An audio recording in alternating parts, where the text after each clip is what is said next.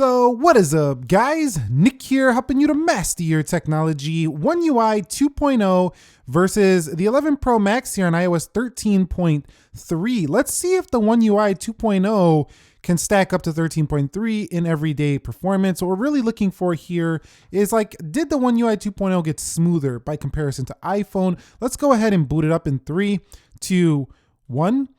And neither of these phones do have the 90 hertz or the 120 hertz. So what that means is that you're not getting quite as smooth a display as phones like OnePlus has right now, or even the Google Pixel 4 and 4 XL, which both have 90 hertz displays. However, I think Samsung and Apple are going to take it up to 120 hertz here in 2020, but these two don't have it as of the recording of this video. So you see that One UI 2.0 does beat the iPhone on the boot up, but that doesn't mean it's going to be a smoother software. Let's see how they perform in other areas. Okay guys, so let's quickly confirm the software here on both phones. Galaxy S10 Plus here does have One UI 2.0 with Android 10 on board. So we are looking at one of the latest versions of Android out there. Now, if we go over here for the iPhone, we're still running the official iOS 13.3 as of the recording of this video. Now, before we go any further with both of these phones, kind of what I want to do is just take a look at the general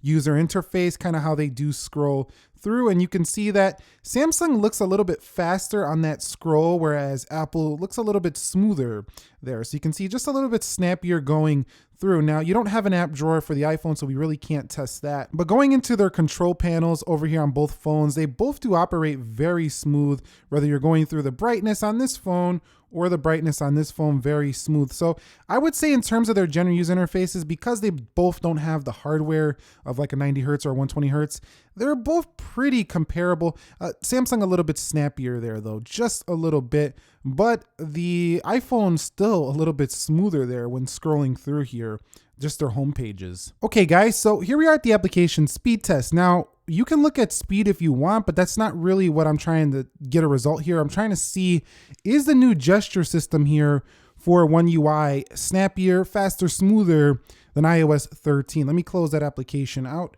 over here and show you that we do have everything closed out over here for the iPhone. So let's begin with calendar in 3, 2, and 1. And you can see it looks like the iPhone's gesture was a little bit faster, but I do think it's a little prettier here now on One UI 2.0. They look pretty similar. Let's go into weather. You can see a little bit faster for the 11 Pro Max, and we can go home. So look how similar that looks. That gesture is just so similar here on One UI 2.0 to iPhone. Let's go into clock. 3, 2, 1. And you can see pretty close performance. So again, we're not going to see a big difference in performance between both of these. They are both modern top tier phones, and you can see Samsung definitely looking better than its prior gesture system. Let's open up that settings again so you can see what I'm talking about. You see how similar that looks? They're very close here these days. Let's go into calculator. 3, 2, 1. You can see iPhone very fast there. The Samsung looked like it was flying open pretty quickly, but I seen the calculator open first there for iPhone. Let's go into Amazon shopping. And again, Samsung wins that one to open up this application. But I gotta say, overall, both of them still very fast, but I'm looking forward to the S11. Let's go into eBay with that 120 hertz display that should be coming. And the S10 Plus opens that up over the 11 Pro Max. And you can even see there's like a little bar at the bottom of the One UI 2.0 that looks very similar to the bar on the iPhone. It's just a little bit shorter. And this came over from the Google Pixel series. You can also still use the older Samsung gestures on here if you do want, but I prefer these. Let's go into Instagram, and you can see pretty similar performance. So whether you're using an S10 Plus these days or an 11 Pro Max, you're getting almost the same performance, but you're not paying the same price. You're paying half the price right now for an S10 Plus as you would for 11 Pro Max. Let's go into Pandora, 3, 2, 1, and kind of see which one opens first. That goes to the 11 Pro Max. Let's go into Call of Duty Mobile and see which one can open this game up first. Activision here on the right. Usually the iPhone always wins in the games, and it still seems to be that way here in terms of load times, but we'll see which one can get there first. Now, I will say the graphic performance seems to look a little bit better on the iPhone even now in 2020, but which one's gonna make it there first? It's pretty close. Looks like the S10 Plus is a little ahead actually on this test, but no, the iPhone beats the S10 Plus there.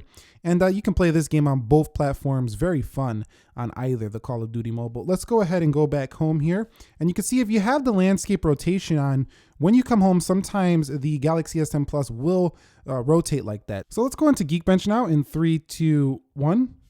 And you could see iPhone wins that one, but I mean by a hair. So you see the speed differences aren't a big deal.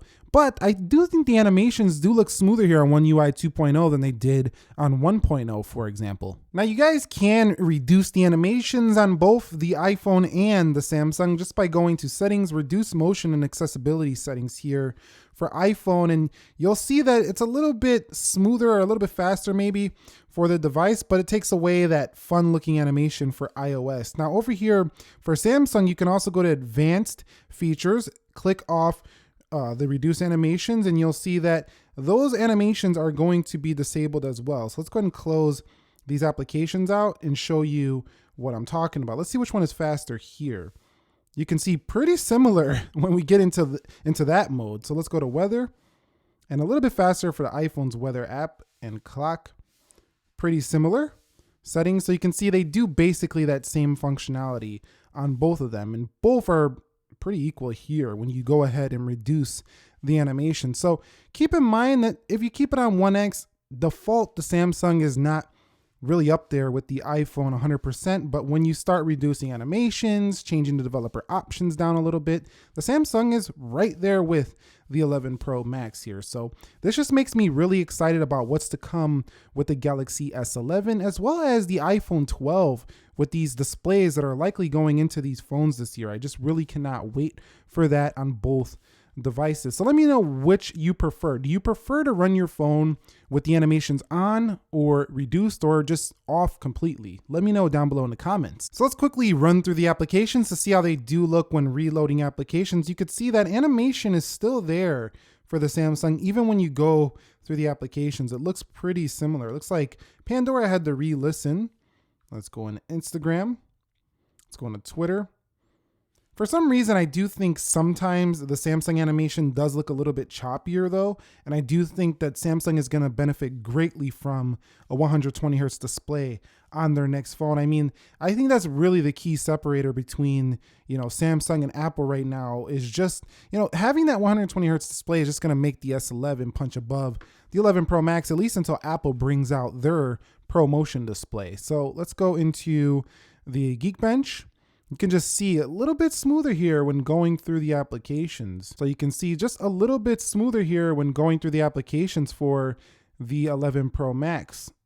So yeah, iOS is still extremely smooth. Definitely the gold standard and just a smooth software here for Apple devices. All right, guys, so here are the Geekbench scores for One UI 2.0 and iOS 13.3. You can see on both of some of the finest hardware of the year. You can see that the S10 Plus a little bit lower on both single and multi, and a little bit higher here for iOS. So that's it, guys. I just wanted to quickly take a look at kind of the gestures, kind of the speed of both softwares. And as it stands right now, they're pretty fighting even. As it stands right now, they are going head to head and pretty evenly matched. So it's really down to just Samsung customization. Do you like the hardware more? You just like the Samsung phone more? Do you like the iOS platform, the long software support, the Apple ecosystem? Which one do you want to be on? It's really down to that because they're getting so close, even closer here than 2020 than ever before. And it's only going to get better with the 120 hertz displays. So thumbs up if you enjoyed this. Any questions, comments, concerns? And if you want to see more of a technical test or other things I left out in this video, maybe video rendering or, Antutu or some more technical testing, let me know down below. I just kind of wanted to see the results of the overall general everyday usage in this one. I will catch you all in the next episode. Subscribe if you haven't already. Nick here, helping you to master your technology. Thank you very much for watching, and be sure to be well, and peace.